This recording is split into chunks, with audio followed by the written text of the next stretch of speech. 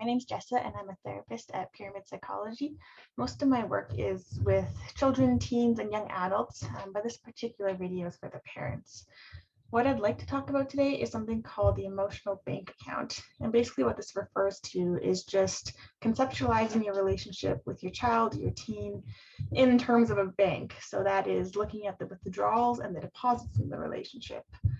So things like, in terms of withdrawals, that could be needing to play the parent card. So that may be constructive criticism. It could be needing to set boundaries or consequences, anything that may have a slightly negative effect on the relationship, even if it is like constructive criticism, for example. In contrast, the deposits are things that go into the bank account, make the relationship better, and are an indicator of the overall well-being of the relationship.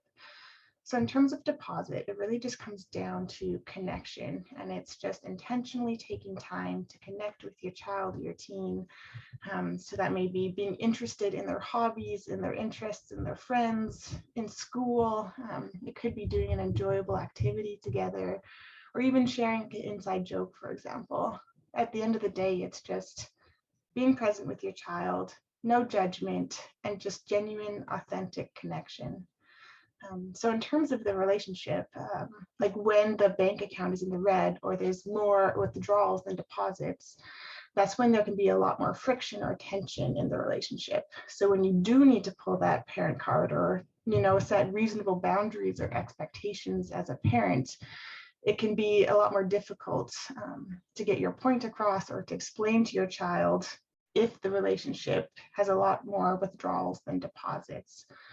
On the flip side, if there are more deposits or the relationship is kind of in the green, which is kind of based on that accumulated goodwill, that connection, then it's a lot more easy to pull that parent card when necessary and to, facilitate the resiliency in both the teen and in the relationship. So this research kind of draws on the work by Dr. John Gottman, who is actually a well-known couples therapist. And what he found was that approximately 5 positive interactions to 1 negative was kind of that sweet spot in terms of building like a safe, empathetic, respectful relationship.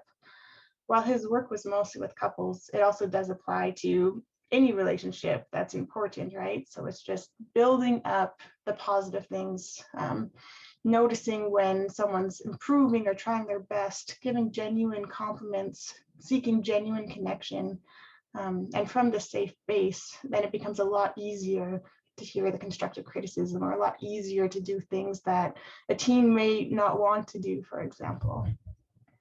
So as an invitation, and just for yourself as a parent, I would encourage you to keep track of the interactions with your teen over the next couple of days. Just make a mental note or write it down if you want, and just the amount of positive interactions that are occurring to negative, and just some reflection for yourself, see what that looks like, see if there's any area for improvement.